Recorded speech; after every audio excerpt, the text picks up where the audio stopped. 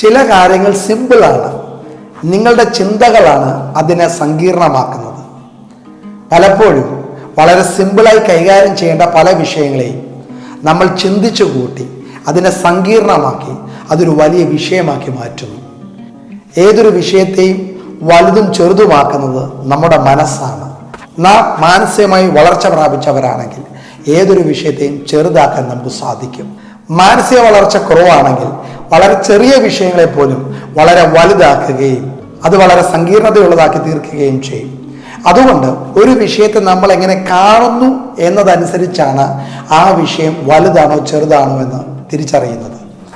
നിങ്ങളുടെ മുമ്പിൽ വരുന്ന ഏതൊരു പ്രശ്നത്തെയും ഏതൊരു വിഷയങ്ങളെയും വളരെ ചെറുതാക്കുവാൻ നിങ്ങൾക്ക് കഴിയണം. ഒരു കൂട്ടം ആളുകൾ ഒരു സ്ത്രീയെ ഒരു ന്യായാധിപൻ്റെ അടുക്കൽ കൊണ്ടുവന്നു. ആ ന്യായാധിപൻ ഇവളെ ശിക്ഷയ്ക്ക് വിധിക്കുമെന്നാണ് അവർ വിചാരിച്ചത്. എന്നാൽ അദ്ദേഹം പറഞ്ഞ വാക്കുകൾ ഇങ്ങനെയാണ്: നിങ്ങളിൽ പാപമില്ലാത്തവർ ആദ്യം ഇവളെ കല്ലെറിയട്ടെ. ഓരോരുത്തരായി മാറിപ്പോയി. എന്നാൽ അവൻ അവളെ വെറുതെ വിട്ടു. നിങ്ങൾക്കറിയാമല്ലോ, അത് നമ്മുടെ കർത്താവായ യേശു ക്രിസ്തുവാണ്.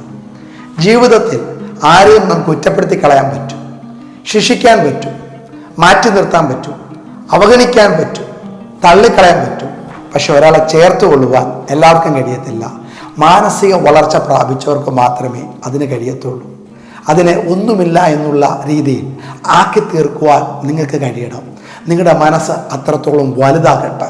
എങ്കിൽ മാത്രമേ മറ്റുള്ളവരെ ചേർത്ത് നിർത്തുവാൻ നമുക്ക് കഴിയത്തുള്ളൂ.